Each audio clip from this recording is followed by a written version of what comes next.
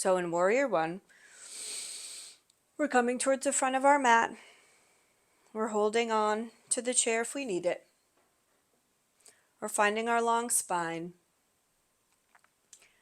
And then we're going to start by stepping the right leg back. So we step the right leg back. We're going to have the left toes are pointing straight towards the front of the room, towards wherever we are. Now we're going to take these back toes and we're going to turn them out 45 degrees. So if our mat was round, well, mine is round, and it was a clock, then the toes are going to be pointing more towards 10 o'clock.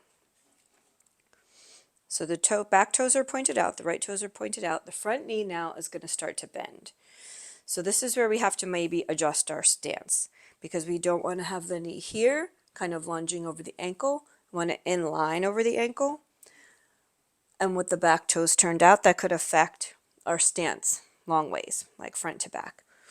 So we're going to find your ideal warrior stance, the front knee bent, back toes turned out, and still being able to get the shoulders over the hips. So what happens is a lot of people take a big step back, but then they're permanently stuck right here at this ankle. So if you're here and you can't get any higher, then that back leg probably needs to come forward so you can have that long line. So we're going to once again kind of dive into it, feel this in your body, and then start to just be aware of what you're feeling in your hips. So you might be feeling a lot of outer hip stuff in the back leg because this back toe is turned out. Could start to feel your thigh a lot, and the front leg because the knee is bent. Also glutes, and purposely activating glutes and hamstrings here will help take the pressure off the thigh, the quadriceps, taking all of the hip flexion. So let the front body, front leg kind of evenly distribute the work here. Find your long spine, shoulders in line over the hips, tailbone is neutral, so pelvis is tucking down or forward. And then if it's okay for you, we're going to release one arm overhead, maybe even two arms overhead. Belly's pulling in. And when we release the arms overhead, we're looking for soft, relaxed fingers, soft, relaxed face. Shoulder heads dropping away from the ears. Now options for Warrior One, arms can be up or arms can be at prayer if you have shoulder stuff and keeping the arms overhead long doesn't work for you. So don't feel like you have to be here if you can only get your arms this high and it's uncomfortable. You can rest at prayer. We inhale and exhale, finding our long spine, feeling the strong activity in the hips. This is great hip strengthening. And now we're going to relax the arms back down to the chair, take a hinge forward, bring the back leg forward, and we're going to switch sides. So left leg steps back, and we're going to find that same position.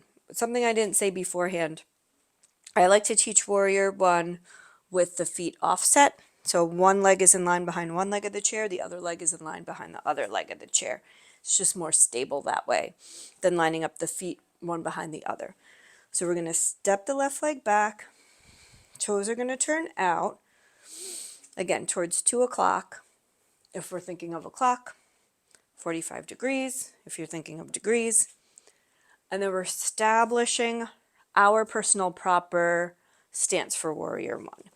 So the front knee is going to bend, and because of that, that may change what's going on in the hips. And every time we move one joint, the other joints are affected.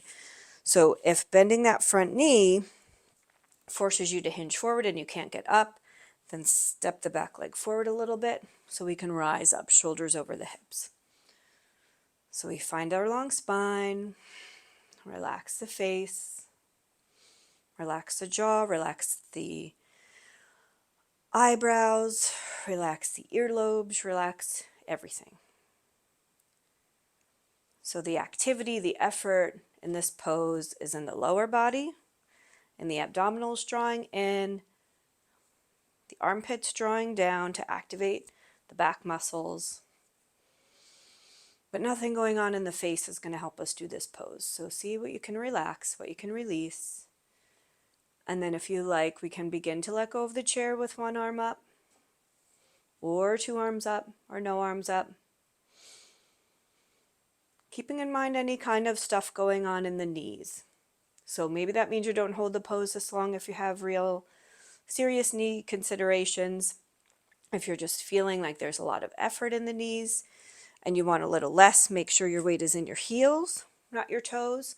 And also make sure that your weight is not all shifted forward, that the shoulders are over the hips so that the back leg is working as much as the front leg. Again, don't forget to activate glutes and hamstrings.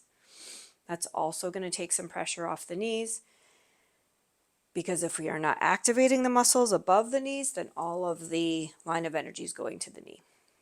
So lots of stuff going on here. Hands at prayer, arms overhead, arms on the chair, whatever you decide.